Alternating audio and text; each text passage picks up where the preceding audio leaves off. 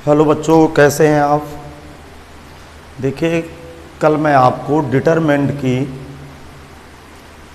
Theory बताया हूँ, अर्थात डिटरमिनेंट का हमने इंट्रोडक्शन दिया था, जो कि एनसीईआरटी का चौथा चैप्टर है। इसके बाद हमने सेकंड ऑर्डर का डिटरमिनेंट, थर्ड ऑर्डर का डिटरमिनेंट, फोर्थ ऑर्डर का डिटरमिनेंट, ये सब कवर किए थे।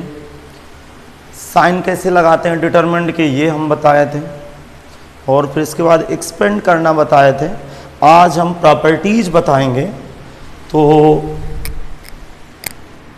सभी स्टूडेंट कॉपी और पेन लेके बैठ जाएं और अगली हेडिंग बनाएंगे।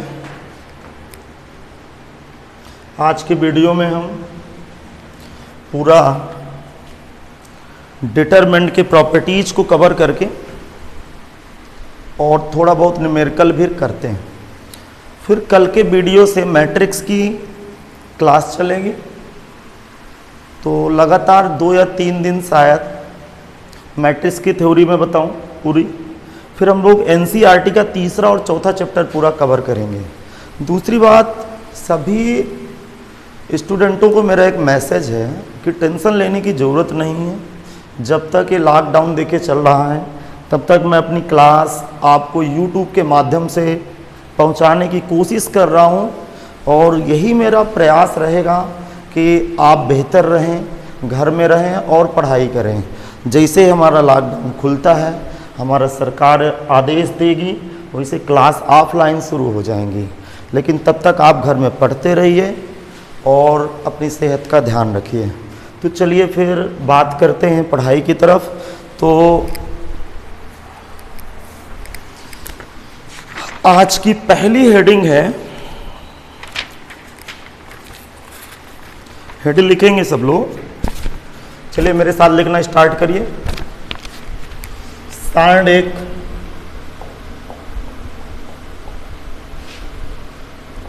के प्रगुण या गुणधर्म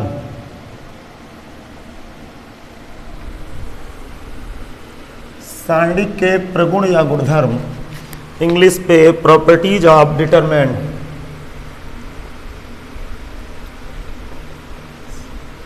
प्रॉपर्टीज ऑफ डिटरमिनेंट।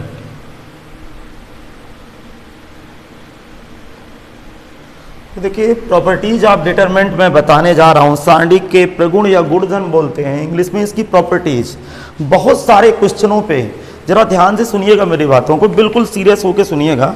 बहुत सारे क्वेश्चनों पे वो कहेगा कि विदाउट स्पेंडिंग, अर्थात बिना प्रसार किए क्वेश्चन को सॉल्व कीजिए। बोर्ड लेवल की बात है, बेसिक है, बोर्ड लेवल की बात है। वो बोर्ड लेवल में ऐसे क्वेश्चन 2 नंबर में आपको दे देगा, कहेगा कि विदाउट एक्सप्रेशन इस डिटरमिनेंट को हल कीजिए। जैसा कुछ लोगों को लग रहा होगा कि ये क्या बोल रहे हैं सर जी आप, टेंशन लेके देखिए, थोड़ा सा सब्र रखिए। जैसे मैं न्यूमेरिकल पोर्शन पे आऊँगा तो आप बेहतर होते चले जाएंगे। तो प्रॉपर्टीज नंबर 1 लिखेंगे सब लोग।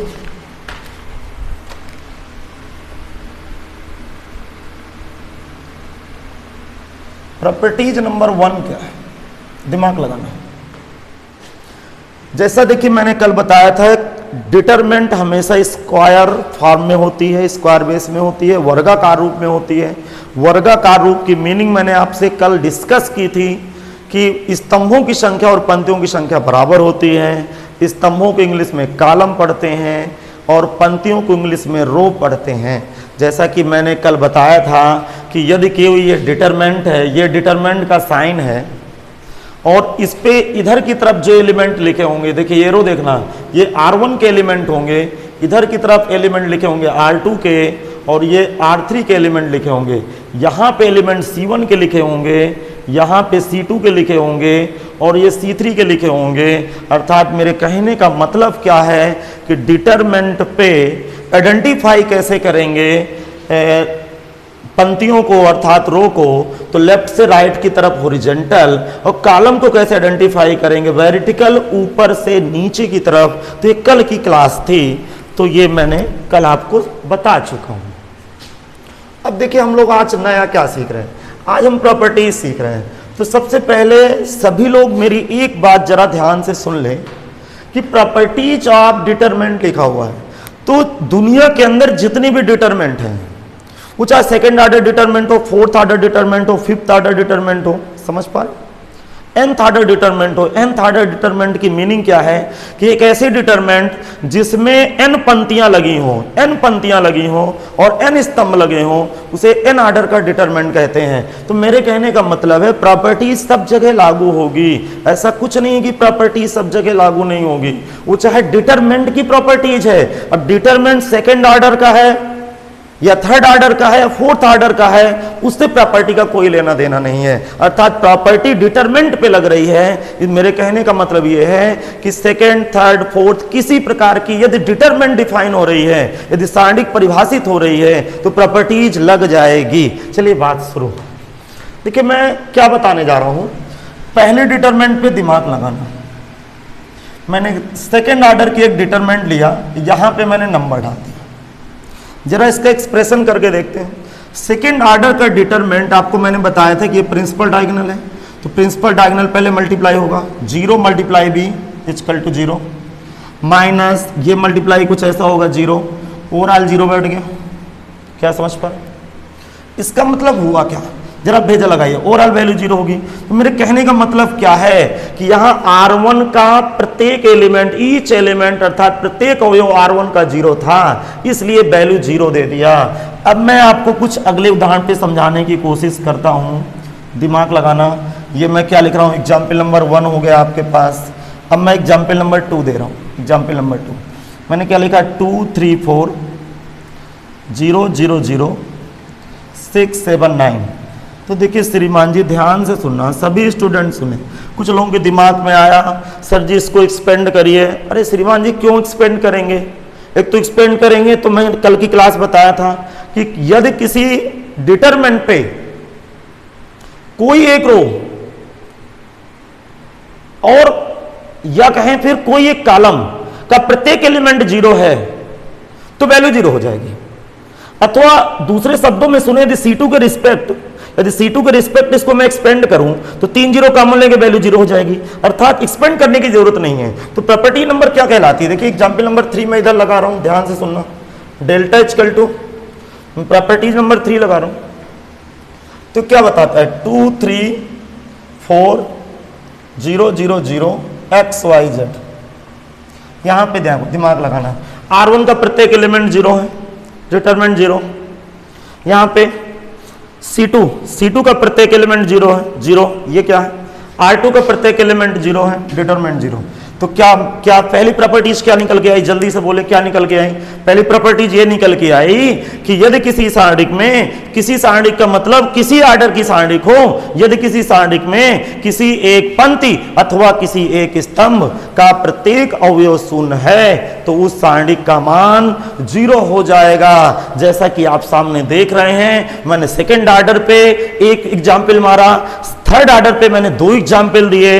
तो कहने का मतलब क्या है, ऐसे केस यदि न्यूमेरिकल पोर्शन पे आएंगे तो मैं डायरेक्ट इनकी वैल्यू 0 दे दूंगा, नीचे या साइड पे ऑपरेशन लिख दूंगा कि यार R1 पे 0 है प्रत्येक एलिमेंट, या R2 पे, R3 पे, या C1 C2 C3। यदि डिटरमिनेंट की वैल्यू 0 हो रही है तो निश्चित रूप से कोई एक कॉलम या कोई एक रो का प्रत्येक एलिमेंट 0 बैठेगा। तो लिखना शुरू करें। सबसे पहले ये अभी नोट नहीं करना, लिखिए, बोलो प्रॉपर्टी नंबर 1 लिखिएगा सब लोग। आप नोट्स उठाइए, पेन उठाइए, लिखिए प्रॉपर्टी नंबर 1। प्रॉपर्टी नंबर 1 में पहले मैं जो बोलूं उसको लिखना है, फिर आपको नोट करना है। चलो लिखिए, यदि किसी सारणिक में किसी एक पंक्ति अथवा किसी एक स्तंभ का प्रत्येक अवयव शून्य है तो उस सारणिक का मान शून्य होता है, तो उस सारणिक का मान शून्य होता है, तो उस सारणिक का मान शून्य होता है। इसके बाद जल्दी से आप लोग ये 3 एग्जाम्पल लिखे हुए हैं 1 2 3, इनको जल्दी से नोट करें, तुरंत नोट करें इसको।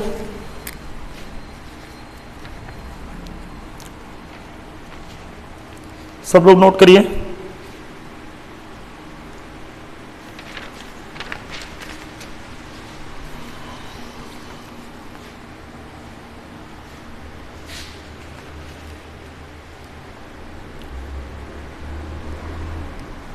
हाँ, प्रॉपर्टी नंबर 2 पे आ जाते हैं।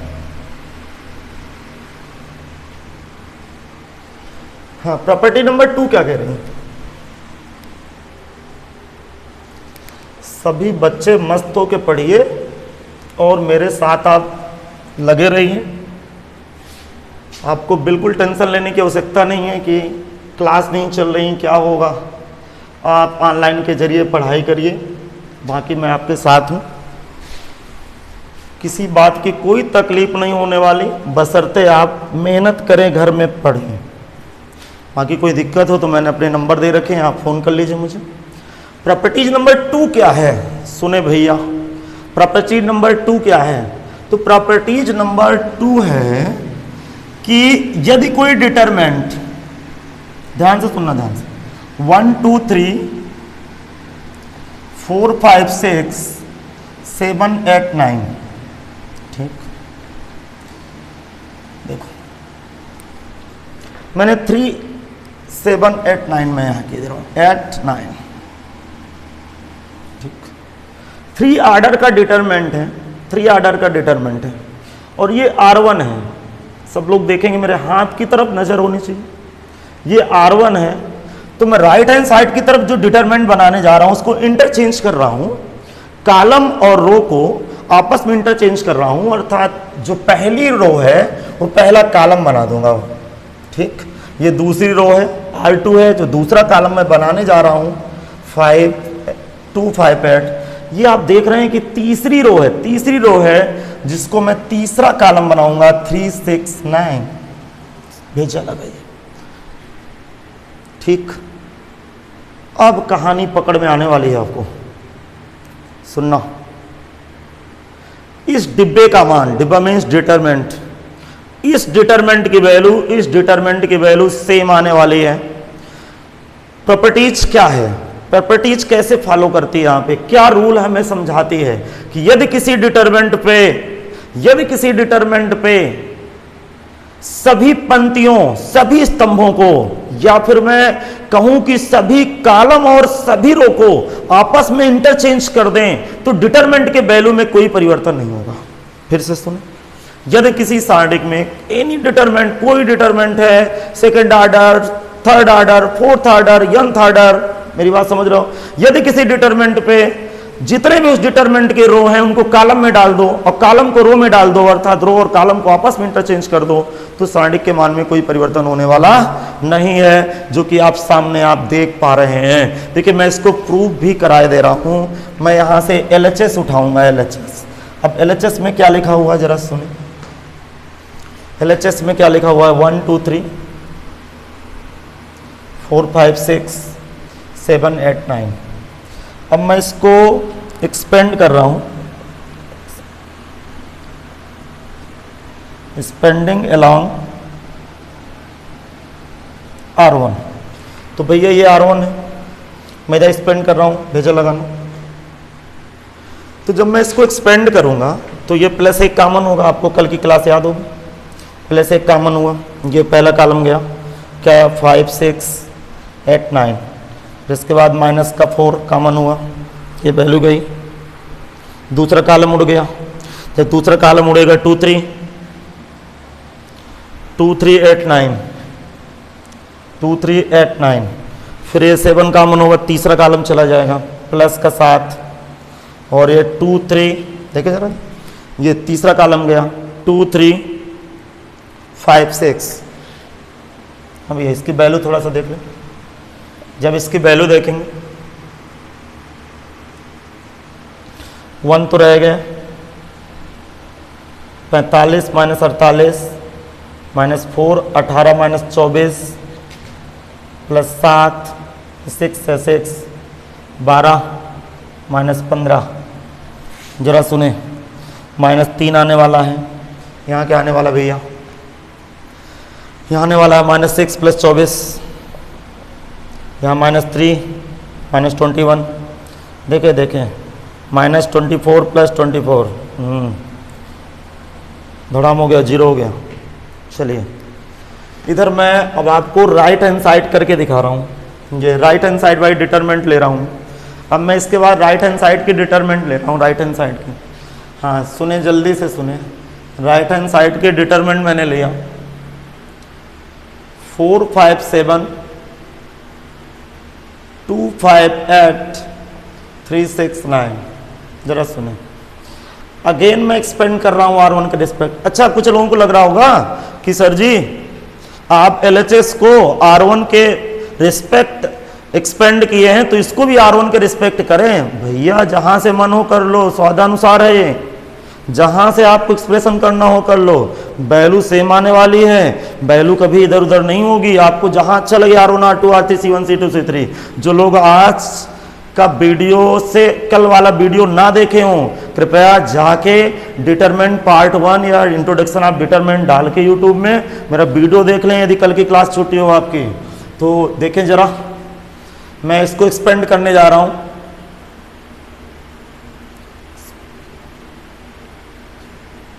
स्पेंडिंग अलोंग R1, फिर +1 कॉमन हुआ, ये पहला कॉलम उड़ा, 5 8 6 9। सेकेंड ऑर्डर की डिटरमिनेंट खोल रही, -2 कॉमन हुआ, ये दूसरा कॉलम उड़ गया, 4 7 6 9 4 7 6 9। अब आगे सुने, फिर +3 आ गया, +3, ये ऐसे उड़ा, तीसरा कॉलम उड़ा, तीसरा 4 7 5 8। सुने, ये 1 का तो विशेष महत्व तो नहीं है। 45 -48 -2 36 -42 +3 32 -35। देखिए यार, -3 आएगा इधर पे, यहाँ पे कितना आएगा, -6 +2 -2 +12, यहाँ -3 -9।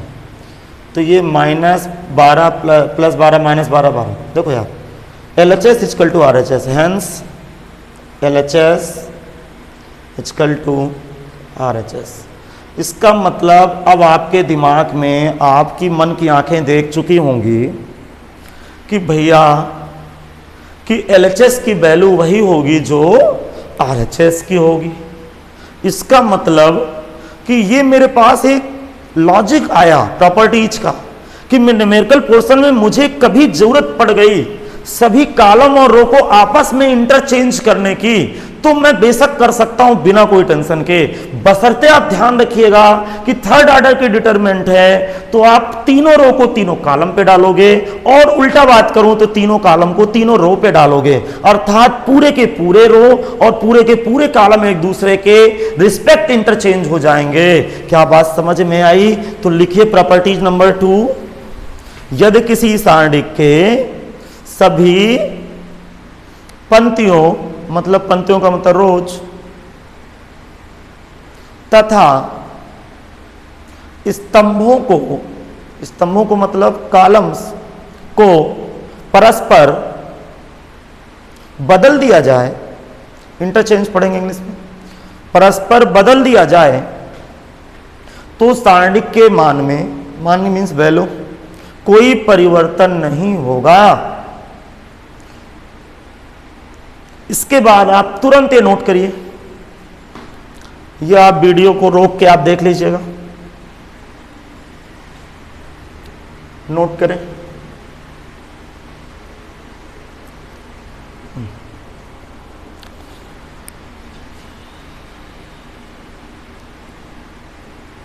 देखें,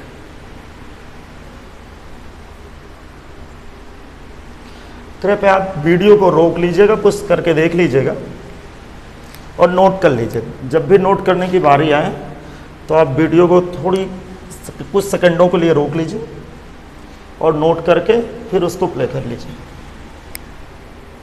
ताकि समय बच जाए और मैं अच्छा से अच्छा मैटर आपको दे पाऊँ 1 घंटे में। यार रिमार्क्स लिखते हैं, तेजा लगाना, रिमार्क्स लिखिए। नंबर 1, मैं एक डिटरमिनेंट दिया x y a b, ठीक। अभी मैंने इस प्रॉपर्टी नंबर 2 के डिटरमिनेंट दे रहा हूं, मैं प्रॉपर्टी नंबर 2 का रिमार्क्स ले रहा हूं, प्रॉपर्टी नंबर 2 का ही रिमार्क्स दे रहा हूं मैं, कि आप ये लॉजिक कैसे यूज करोगे। जरा मेरी बातों को सुने, कैसे आपको यूज करना है इस लॉजिक को।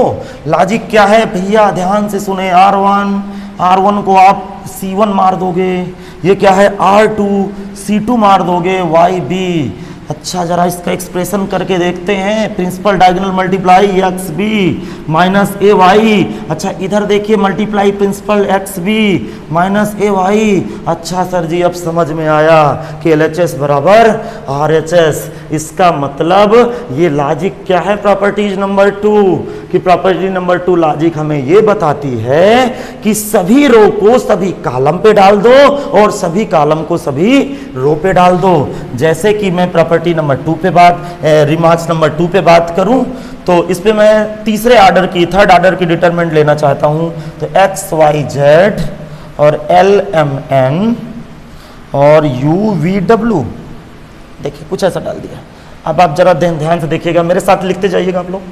देखो ये क्या है R1, हाँ भैया C1 डाल दो, XYZ, फिर R2 को C2 में डाल दो LMN और R2 को C3 में डाल दो UVW।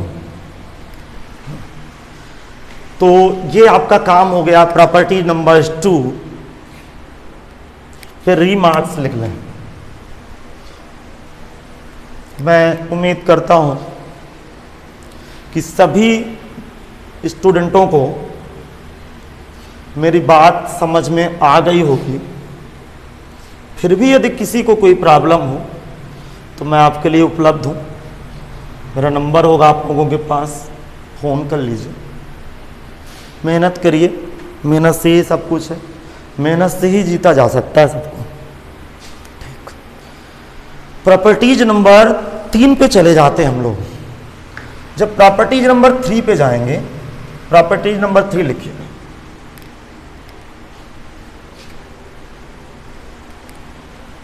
सुने, प्रॉपर्टीज नंबर 3 आपको क्या संबोधन दे रही है?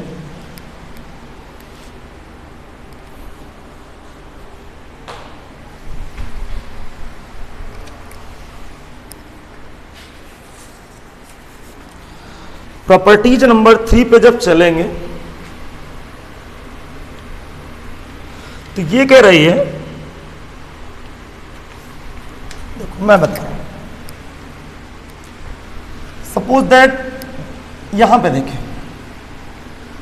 XYZ ABC, बात समझ रहे? फिर XYZ, लॉजिक पकड़ना। मैं आपसे पूछूंगा R1 में क्या लिखा है, क्या जवाब देंगे आप मुझे? R1 में क्या लिखा है? XYZ, R2 में ABC, R3 में पुनः XYZ, C1 में XAX, C2 में YBY, C3 में ZCZ। एक बात मैं आपको बताऊं, जब मैं पहली बार पढ़ा था इसको डिटरमिनेंट को 11th क्लास पे, तो मुझे 2-3 दिन तो R1 R2 R3 C1 C2 C3 में बड़ी समस्याएं हो रही थी। मैं पढ़ना शुरू किया, धीरे धीरे समझ में आया। कृपया मेहनत करिए, कन्फ्यूजन अपने आप दूर है। मुझे नहीं लग रहा कि आपके साथ कोई कन्फ्यूजन है, नहीं पढ़ोगे तो कन्फ्यूजन है। R1 R2 R3 C1 C2 C3, आप देख रहे हैं R1 का प्रत्येक एलिमेंट R2 के प्रत्येक एलिमेंट के साथ इक्वल एट बराबर बैठ रहा है। करस्पॉन्डिंग एलिमेंट, करस्पॉन्डिंग का मतलब ये देखिए पहला पहला मिल रहा है, दूसरा दूसरा मिल रहा है। R1 और R3 की बात कर रहा हूं और ये तीसरा तीसरा एलिमेंट मिल रहा है। इसका मतलब इसकी वैल्यू 0 हो जाएगी और रीजन में क्या लिखूंगा? R1 equal to R2।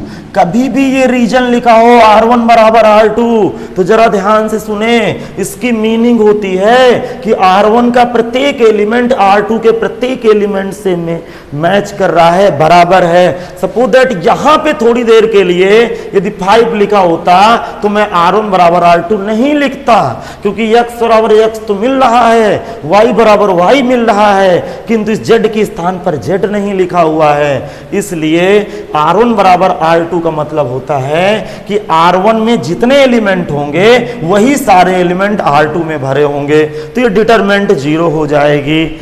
अब देखिए अगला एग्जाम्पल सुनिए, जरा ध्यान से सुनिएगा। देखो यहां मैंने XY लिखा, पुनः XY भेजा ना। ये क्या है? C1, ये क्या है? C2। तो आपको क्या बता रहा है? C1 बराबर C2। अरे C1 बराबर C2, जरा इसका एक्सप्रेशन मारो, एक्सपेंड करो इसको, XY प्रिंसिपल डायगोनल XY, क्या समझ पा रहा? माइनस XY, कट के क्या आया? 0। अच्छा सर जी लग रहा होगा तो इसको मैं एक्सप्रेशन करके भी जीरो ला सकता था। अरे प्रभु ला सकते हो जीरो, मुझे क्या तकलीफ है, ले आइए आप, लेकिन समय आपका बहुत खराब हो जाएगा। अब जरा सुनिए, तो लॉजिक क्या पकड़ में आया? लॉजिक पकड़ में आया कि यदि कोई डिटरमिनेंट है, कोई भी डिटरमिनेंट है, उस डिटरमिनेंट के कोई दो पंक्ति अर्थात कोई दो रो, समझ में आ गया, और कोई दो स्तंभ अर्थात कोई दो कॉलम। फिर सुनिए, यदि किसी सारणिक में कोई दो रो अथवा कोई दो कॉलम का ईच एलिमेंट प्रत्येक अवयव प्रत्येक अवयव सर्वसम हो या बराबर हो, तो उस डिटरमिनेंट की वैल्यू जीरो हो जाएगी। फिर से मैं एक बार बोलना चाहता हूं, यदि किसी सारणिक में कोई दो पंक्ति अथवा कोई दो स्तंभ आपस में बराबर हो, तो उस सारणिक का मान जीरो हो जाएगा। यहां पे मैं C1 बराबर C2 लिखे दे रहा हूं। एक एग्जाम्पल मैं यहां पे और दे रहा हूं, ये एग्जाम्पल नंबर 1 है, ये एग्जाम्पल नंबर 2 है, और ये एग्जाम्पल नंबर 3 है।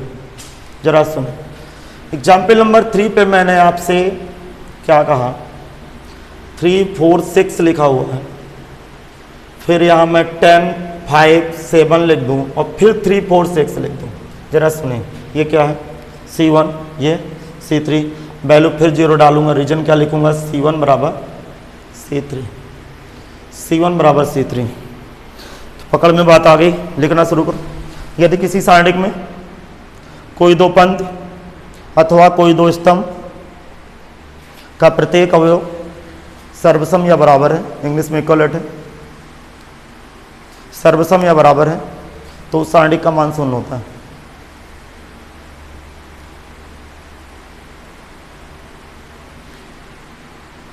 इसके बाद आप एग्जाम्पल नोट कर लें, सब लोग इसके बाद एग्जाम्पल नोट करें।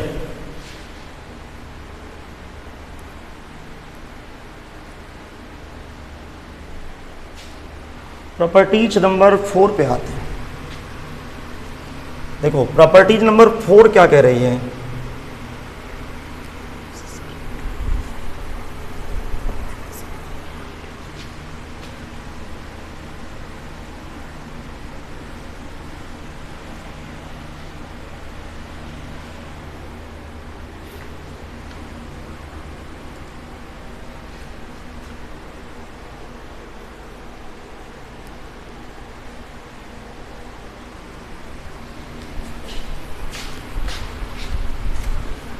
प्रॉपर्टीज नंबर 4 आपको कह रही है, देखो बहुत इंपॉर्टेंट है प्रॉपर्टीज। देखिए मैं यहाँ स्टार का साइन लगा रहा हूँ, इससे सवाल बनते हैं, और मुझे लग रहा है बोर्ड लेवल का सवाल प्रॉपर्टी नंबर 4 से, वो चाहे यूपी बोर्ड हो या CBSE बोर्ड या कोई भी बोर्ड हो, किसी भी बोर्ड की बात कर रहा हूँ मैं, क्योंकि आपको सबको पता होगा NCERT पैटर्न लागू हो गया है। बस पेपर का पैटर्न थोड़ा सा सब बोर्डों का अपना अपना रहता है, CBSE बोर्ड का कुछ अलग है, यूपी बोर्ड का कुछ अलग है, बाकी ISSE बोर्ड का कुछ अलग है। देखते हैं इस विषय में भी चर्चा होगी। तो प्रॉपर्टीज नंबर 4 आपसे क्या कह रही है, बहुत इंपॉर्टेंट प्रॉपर्टीज है, भेजा लगाइएगा। प्रॉपर्टीज नंबर 4 आपको क्या दे रही है कि जरा सुने, X, Y, Z, और मैं यहां लिख दूं ABC, या लिख दूं यहां पे EFG और EFG, चले कोई भी एलिमेंट डाल सकते हो। देखो 3x3 का ऑर्डर का एक डिटरमिनेंट है, थर्ड ऑर्डर की डिटरमिनेंट है, आपके सामने पड़ी हुई है। तो यहां पे देखिए मैं करने क्या जा रहा हूं, ध्यान से सुनो। ये R1 है और ये क्या है R2, तो मैं R2 को इंटरचेंज करूंगा R1 के ऊपर, अर्थात मैं यहां ऑपरेशन राइट हैंड साइड पे लागू करने जा रहा हूं। जरा ध्यान से सुनो, एक्स वाई जेड को मैं, ये R2 को देखना, आप लोग R2 देखिए, R2 ABC को मैंने R1 पे ले गया, ABC, और R2 R1 वाले एलिमेंट को यहां पे ले आया, R2 पे ले आया, एक्स वाई जेड। बाकी R3 को मैं सिमिलर उसी तरह रिपीट कर दिया, नोट कर दिया, ठीक एज इट इज जैसा का तैसा लिख दिया मैं। अब जरा सुनो, यहां पे मैं ऑपरेशन लिखूंगा कि R1 देखो भैया दोनों तरफ तीर लगाइएगा, दोनों तरफ तीर लगाएंगे, दोनों तरफ। ये क्या बताता है कि R1 R2 के अंदर चला गया, R2 R1 के अंदर चला गया। इसका मतलब R1 और R2 आपस में इंटरचेंज हो गए। इंटरचेंज का मतलब R1 R2 में आ गया और R2 को R1 में आ गया। तो क्या सर जी वैल्यू सेम आएगी? मेरा कहना मानिए, देखिए जरा ध्यान सुनिए, वैल्यू ये डिफाइन होती है डिटरमिनेंट की और यूनिक वैल्यू होती है। सपोज दैट इसकी वैल्यू 10 आती तो इसकी वैल्यू -10 आती, इसकी इस डिब्बे की वैल्यू 10 ही आनी थी। जब मैं इसको एक्सपेंड करता तो यहां पे पीछे साइन माइनस लगा देंगे। तो मेरे कहने का मतलब क्या है, जरा सुनिए। अब देखिए दिमाग लगाइएगा, ये वैल्यू यहां पे, फिर मेरी बात सुनिए मैं क्या कहने जा रहा हूं। इसकी वैल्यू 10 आती, दिमाग लगाना, तो इसकी वैल्यू जब मैं हल करूंगा, इसको हल करूंगा तो ये -10 आएगी थोड़ी देर के लिए। तो आपको लगेगा कि सर जी ये LHS बराबर RHS कहां हुआ? तो भैया हो जाएगा ना, पीछे से माइनस का गुणा लगा दो, तो माइनस माइनस क्या हुआ प्लस। इसका मतलब कि ये जो डिटरमिनेंट जो वैल्यू देगा वही वैल्यू ये भी देगा, बशर्ते वो वैल्यू किस में आएगी? माइनस पे आएगी। इसका मतलब पीछे का चिन्ह या क्या कर लूं, माइनस पे कर दो। तो अब ये बैलेंस हो गया, जो वैल्यू ये देगा वही वैल्यू ये देगा, दोनों बैलेंस हो गया, बशर्ते पीछे का चिन्ह माइनस कर देना है। इसका मतलब क्या हुआ? देखिए मैं एक एग्जांपल और दूं, ठीक,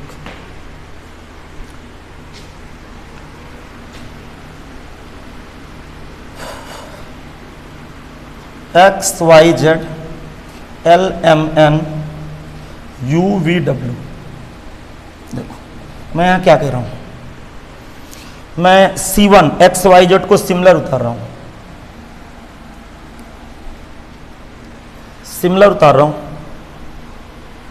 XYZ जो का तो मैं उतार दिया XYZ, बात समझ गए। C3 को मैंने C2 पे ले आया UVW और LMN को यहां ले आया, तो भी डिटरमिनेंट के पहले का साइन यहाँ का साइन माइनस हो जाएगा। बताइए इंटरचेंज क्या हुआ? C2 इंटरचेंज C3, अर्थात C2 और C3 को आपस में इंटरचेंज कर दिए हैं।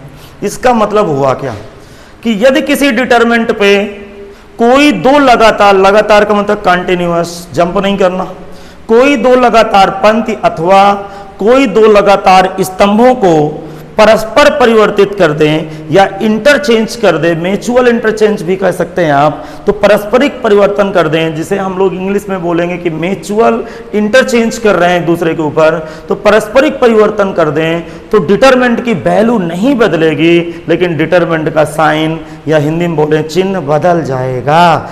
इसका मतलब जरा दिमाग लगाइए। अब कुछ बच्चा सोच रहा है कि सर जी R1 और R3 को रिप्लेस कर सकते हैं, नहीं कर सकते। देखिए कुछ चीजें मैं नोट में बताऊंगा, नोट नंबर 1 सुनिएगा, ध्यान से सुनिएगा, ध्यान से। R1 इंटरचेंज R2 कर सकते हैं, कर सकते हैं, हाँ भैया खुली छूट है, आप कर दीजिए। दूसरे नंबर पे सुनना,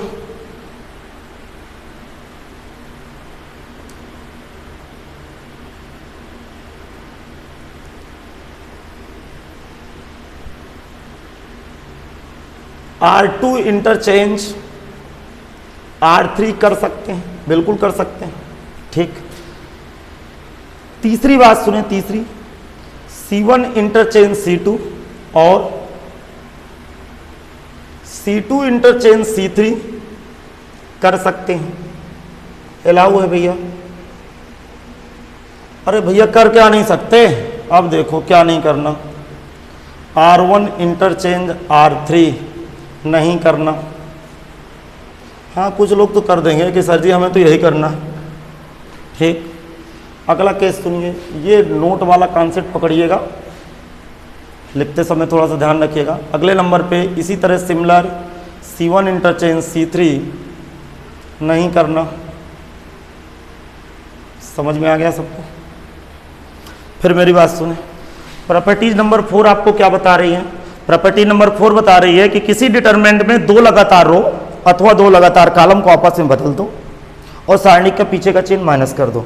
जितनी बार आप इंटरचेंज करोगे इस नियमों के तहत R1 R2 को आप जितनी बार इंटरचेंज करोगे, जितनी बार करोगे, करते जाओ इंटरचेंज जहां जरूरत हो, उसके पिसाइड के डिटरमिनेंट के पीछे का चिन्ह इंटरचेंज कर दो, बार बार माइनस मल्टीप्लाई करते चले जाओ।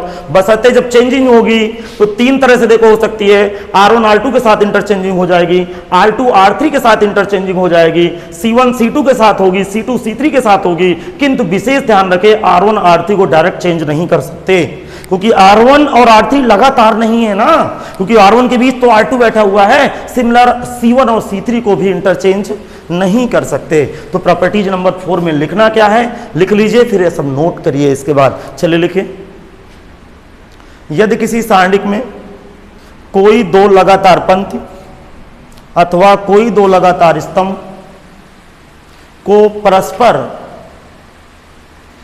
बदल दिया जाए तो सारणिक के मान में कोई परिवर्तन नहीं होगा, किंतु सारणिक का चिन्ह बदल जाएगा। चिन्ह मतलब साइन इंटरचेंज हो जाएगा, वैल्यू नहीं बदलेगी, साइन इंटरचेंज।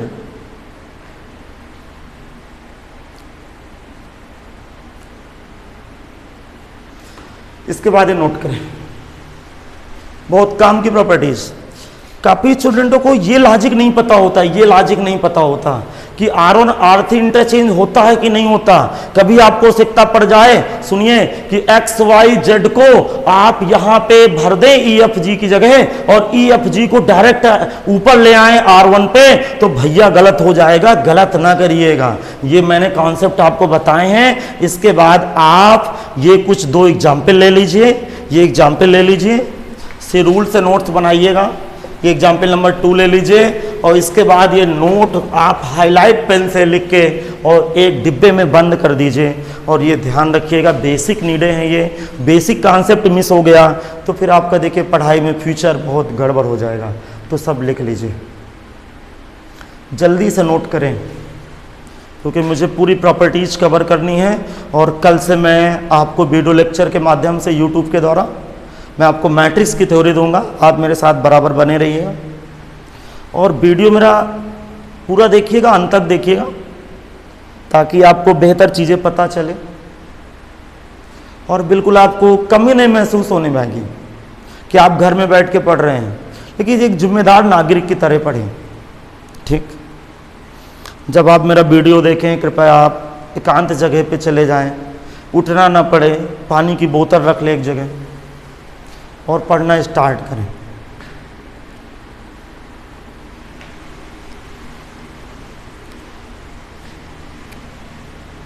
क्योंकि देखिए एक है क्या, सारी देखिए पूरा इंडिया लॉकडाउन है, आपको पता होगा 3 मई तक। तो क्लासें पूरे दुनिया पे नहीं चल रही, पूरे देश पे हमारी क्लासें नहीं चल रही, ऑनलाइन माध्यम से बच्चा पढ़ रहा है। तो यदि आप पढ़ लेंगे, उन बच्चों से आगे होने का चांस है जो पढ़ाई नहीं कर रहे होंगे, अभी गांव में घूम रहे होंगे। तो कृपया उसका फायदा उठाइए।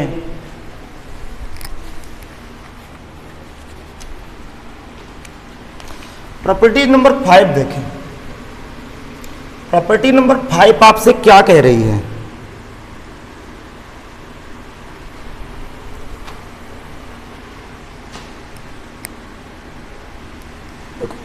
प्रॉपर्टी नंबर 5 आपको कॉमन लेना सिखाती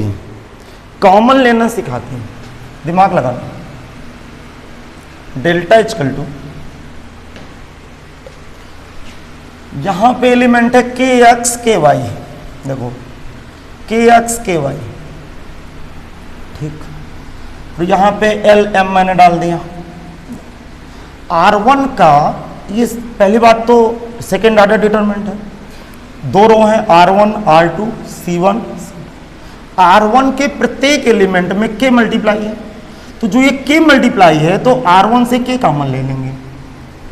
तो ये ऑपरेशन क्यों बने हुए हैं?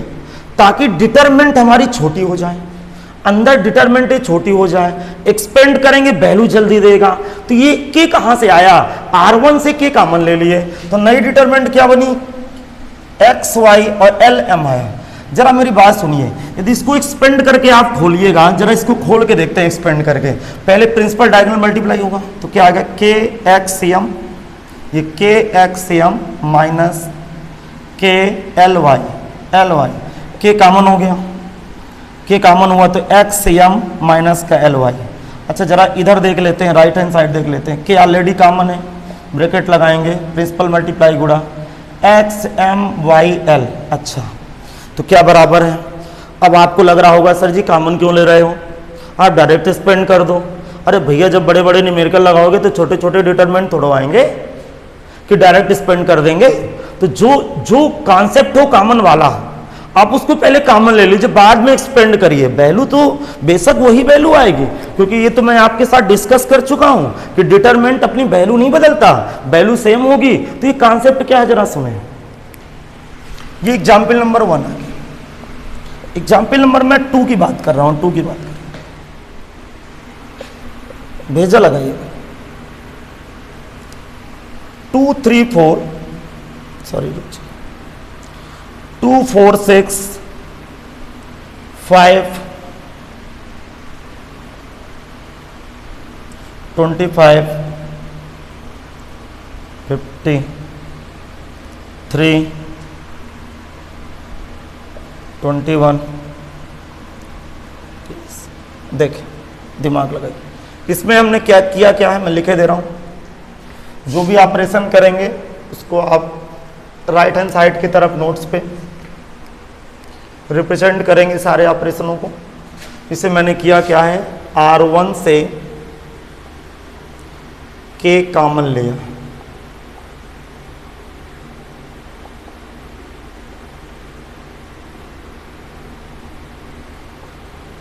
कॉमन लेने। यहां मैं क्या करने जा रहा हूं, आप C1 पे देखो, C1 पे क्या कॉमन है 2। अच्छा कॉमन लेने का मतलब डिवाइड देना। तो C1 से जब मैं C1 से 2 कॉमन लूंगा तो C1 के प्रत्येक एलिमेंट में 2 डिवाइड मार दूंगा तो यहाँ 1 आएगा, यहाँ 2 आएगा, 3 आएगा, और 2 जो कॉमन हुआ मल्टीप्लाई डिटरमिनेंट के बाहर आ जाएगा। C2 में 5 कॉमन है, 5 भी बाहर आ जाएगा, 5 इसमें डिवाइड हो जाएगा, ये 3 आ जाएगा। अर्थात टोटल कॉमन क्या हुआ, 2 गुणे 5 गुणे 3। फिर जरा सुने, मैंने किया क्या, C1 से 2 कॉमन लिया, ये 2 बाहर लिखा हुआ है। फिर C2 से 5 कॉमन लिया, ये श्रीमान जी लिखा हुआ है। C3 से फिर मैं 3 कॉमन लिखा, ये 3 लिखा हुआ है। क्या मेरी बात समझ पे आ रही है? इसके बाद जरा सुने, C1 पे आप 2 कॉमन लेके आप इसको डिवाइड मारेंगे तो क्या आएगा, 1 2 3, तो 1 2 3, ठीक। फिर देखें 5 की जगह 1, ये 1 आ रहा है, 1 यहाँ, 5 यहाँ पे 10 आया, फिर यहाँ आया 3 7 10। तो अब ये वैल्यू क्या आ रही है, मेरा भी उद्देश्य नहीं है वैल्यू, ये वैल्यू तो आप निकाल लोगे।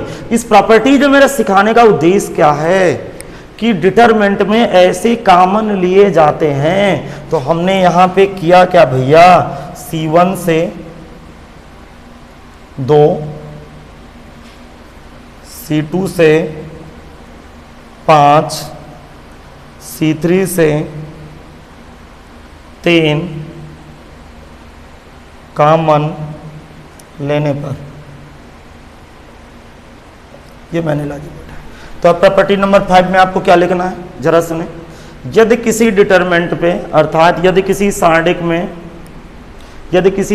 में किसी एक पंक्ति का मतलब कोई भी पंक्ति हो, कोई भी रो हो अथवा कोई कॉलम हो, यदि उस किसी एक पंक्ति या किसी एक कॉलम का प्रत्येक एलिमेंट एक कांस्टेंट नंबर से मल्टीप्लाई हो, एक कांस्टेंट नंबर से मल्टीप्लाई हो। देखिए ये 2 का मल्टीप्लेस है, 2 का मल्टीप्लेस है, 2 के टेबल में आ रहा होगा।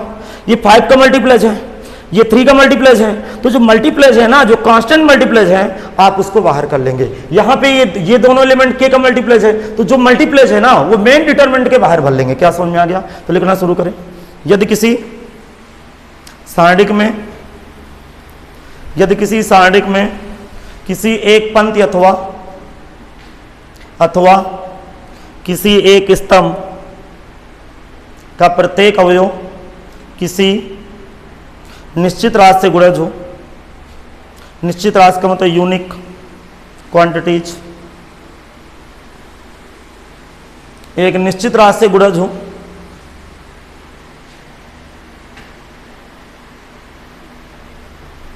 तो उस राशि का गुणा मूल सारणिक के साथ कर देते हैं। तो उस राशि का गुणा मूल सारणिक के साथ कर देते हैं। इसके बाद ये दोनों एग्जाम्पल नोट करें। इसके बाद ये दोनों एग्जाम्पल आप नोट करें।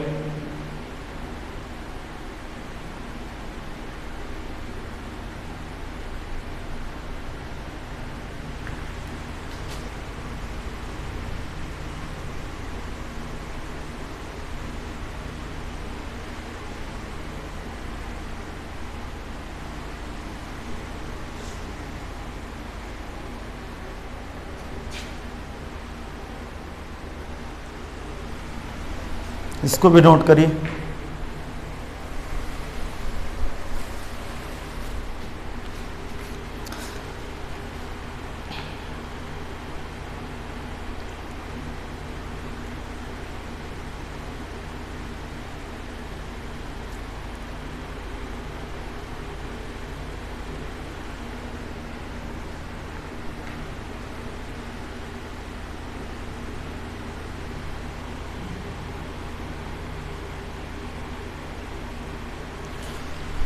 प्रॉपर्टी नंबर 6, ये भी इंपॉर्टेंट प्रॉपर्टीज है।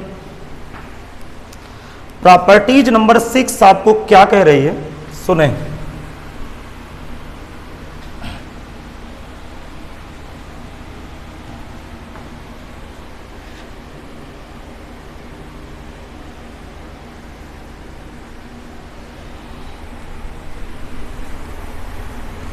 प्रॉपर्टीज नंबर 6 क्या कह रही है, सुनिएगा। यहां पे एक्स वाई जेड मैं एलिमेंट डाल दूं, एल एम एन, यहां पे मैंने यू बी डब्ल्यू डाल दिया, भेजा लगा। ठीक, मैं चाहता हूं कि ये C2 में, देखना ध्यान से देखना, एक्स वाई जेड के एल के एम के एन यू वी डब्ल्यू, सुनिएगा ध्यान से सुनिए। यू वी डब्ल्यू मैंने कुछ ऐसा लिखा, तो कहेंगे कि आप सर LHS बराबर LHS does not equal to RHS, equal ही नहीं है, बिल्कुल बराबर नहीं है, ये के तो मल्टीप्लाई हो गया। तो मैं कर क्या रहा हूँ, कभी अभी न्यूमेरिकल पोर्शन पे ये प्रॉपर्टीज मुझे क्या बताएगी कि इस पे कोई एक यूनिक नंबर या कांस्टेंट नंबर किसी एक कॉलम पे या किसी एक रो पे कोई कांस्टेंट नंबर मल्टीप्लाई करने की आवश्यकता पड़ जाए तो आप कर दीजिए, किंतु बैलेंसिंग के लिए उसी नंबर को डिटरमिनेंट के पीछे डिवाइड दे दीजिए, तभी तो बैलेंसिंग होगी। जरा सुने, C2 से जिस दिन आपके कॉमन लेंगे, C2 से जिस दिन आपके कॉमन लेंगे, के कॉमन लेंगे, उस दिन एक के बाई के होगा। तो जब के बाई के होगा तो बैलेंस फिर वही आगे मैट्रिक्स।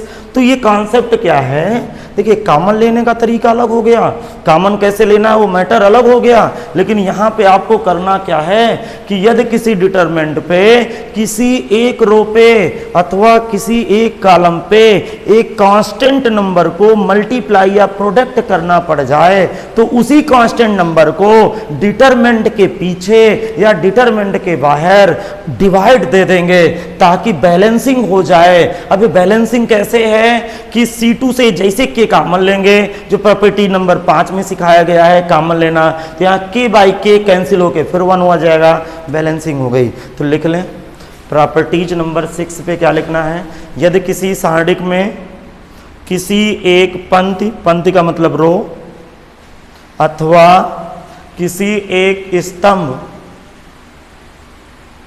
का प्रत्येक अवयव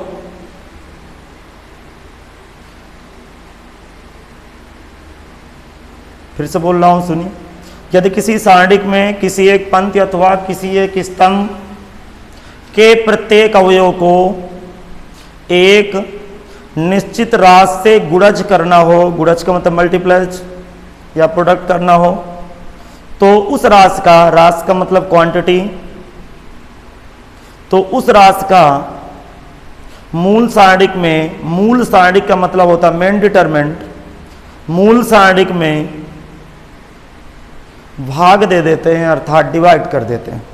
इसके बाद एग्जाम्पल आपके सामने लिखा हुआ है। प्रॉपर्टी नंबर 7 पे आते हैं, ये आप नोट कर लीजिए तब तक। प्रॉपर्टीज नंबर 7 पे आते हैं।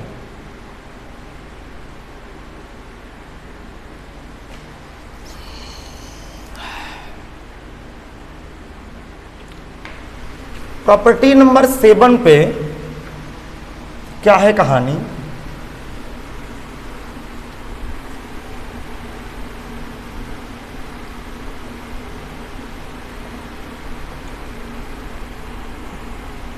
देख,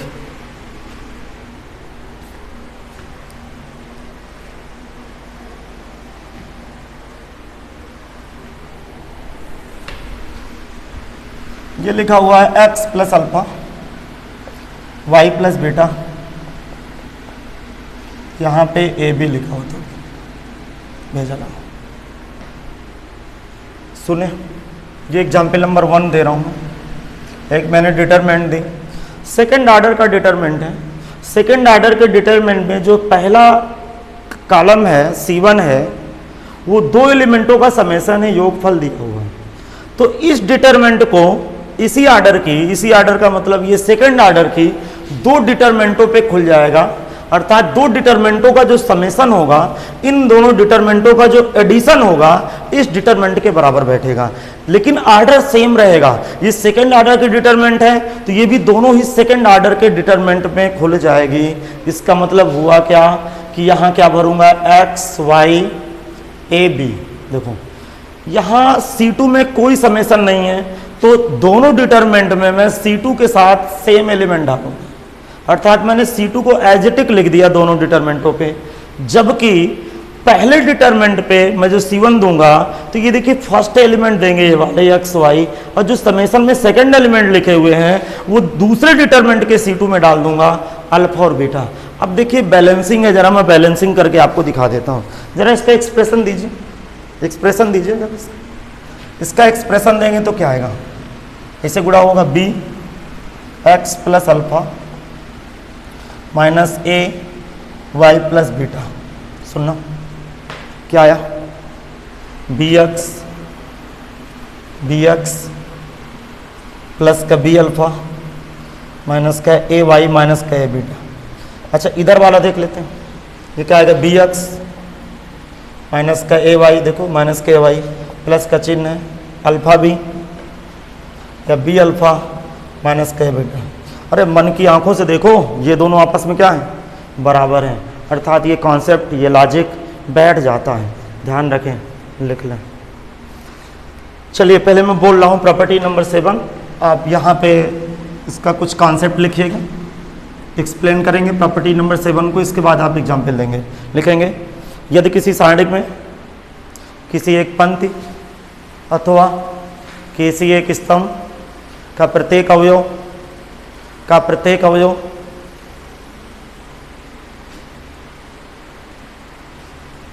अवयव दो राशियों का योगफल हो, तो उस सारणिक को उसी कोट की दो सारणिकों के योगफल के रूप में लिखा जा सकता है। इसके बाद ये नोट करें, कुल मिला के आइडिया क्या लगा, एक डिटरमिनेंट से दो डिटरमिनेंट खुल गई। लिखें जल्दी से, एग्जाम्पल नंबर 2 समझ लें सब लोग, सुनना ध्यान से सुनना। एक्स वाई जेड में ऐसे लिखा, यहाँ पे दिया x प्लस अल्फा या l लिखे देना, x plus L, determinant change करो, a plus L, b plus M, c plus n, और यहाँ पे u v w दे दिया। अब जरा दिमाग लगाओ, यहाँ पे समेशन कहाँ लगा हुआ है, दो एलिमेंटों का R2 में, तो केवल R2, इसमें थर्ड ऑर्डर की दो डिटरमिनेंटें खुलेंगी, इसके साथ थर्ड ऑर्डर की ये दो डिटरमिनेंटें खुलेगी, और इन दोनों डिटरमिनेंटों पे केवल R2 के एलिमेंट इन दोनों के अलग अलग होंगे, जबकि R1 R3 सेम उतर जाएगा। क्या हो जाएगा, x y z, यहां भी x y z। R3 में क्या लिखा हो, क्योंकि कोई समेशन नहीं R3 में, ठीक, और शायद होता तो फिर वही लॉजिक लगता, तो क्या है U V W, यहाँ भी U V W। फिर यहाँ पे देखिए क्या लिखा, यहाँ पे समेसन है, तो इसका R2 इसका R2 चेंज होने वाला है। इसके R2 में क्या भरेंगे, A B C, और उसके R2 में क्या भरेंगे, L M N। ये निकाल लें, ये बैलेंसिंग हो गई इसकी।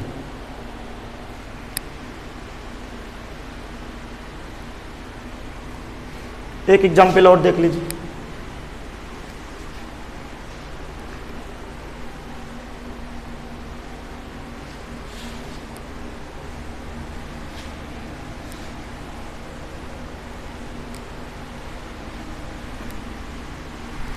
एग्जाम्पल नंबर 3 देखें, ध्यान से सुनिए। x plus alpha, y plus beta, z plus gamma, a plus l, b plus m, c plus n, और यहाँ पे मैं यू बी डब्ल्यू लिखे दे रहा हूँ, यू बी डब्ल्यू। देखो यार ध्यान से सुनना, एक तो डिटरमिनेंट साफ सुथरी लिखा करो ताकि रो और कॉलम सही तरीके से आइडेंटिफाई हो, पहचान पाएं कि डिटरमिनेंट लगा हुआ है, R1 R2 R3 या C1 C2 C3 अलग अलग नज़र आनी चाहिए, जो कि शायद मेरे नज़र आ रहा है। आप देख लीजिए, आप भी सही लिखिए, ज़रा देखें मैंने क्या बताया कि यहाँ पे ये 2 डिटरमिनेंट में खुल जाएगी।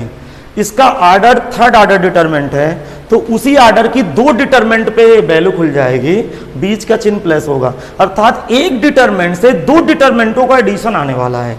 अब भैया करना क्या है, यहाँ पे जो एलिमेंटों का जो समेसन है वो C2 और C3 में है, सॉरी C1 और C2 में है, C3 में कोई जुड़ा उड़ा नहीं है, तो C3 को पहले जो कहते हैं उतार दो, UVW, यहाँ भी उतार दो UVW।